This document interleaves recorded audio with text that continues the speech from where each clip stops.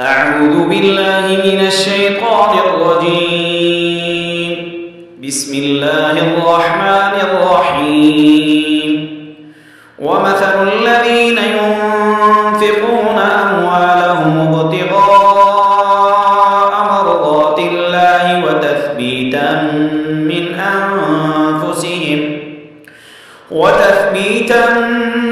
أنفسهم كمثل جنة بربوة أصابها وابل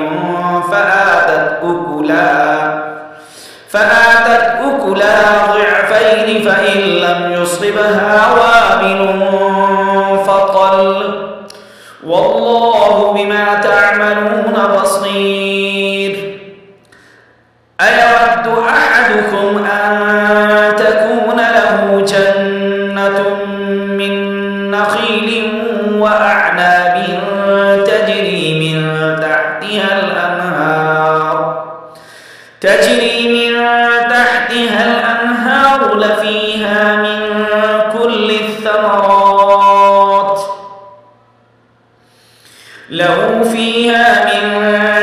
الثمرات وأصابه الكبر وله ذرية ضعفاء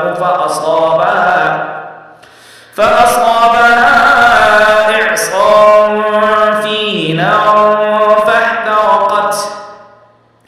كذلك يبين الله لكم الآيات لعلكم تتفكرون.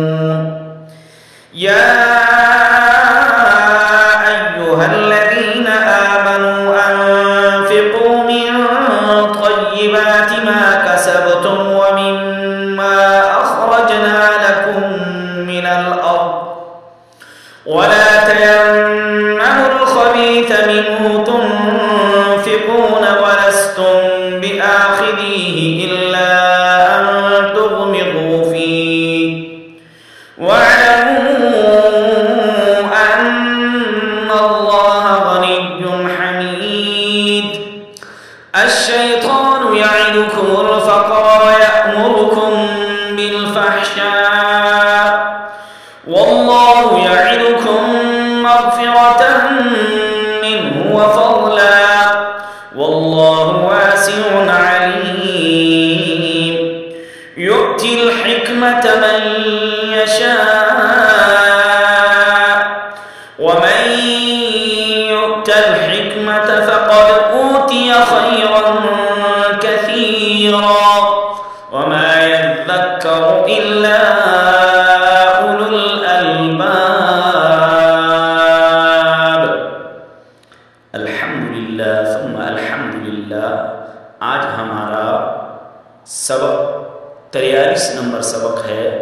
43 नंबर तीसरा पारा हमने आपको 43 नंबर सबक पढ़ाया है।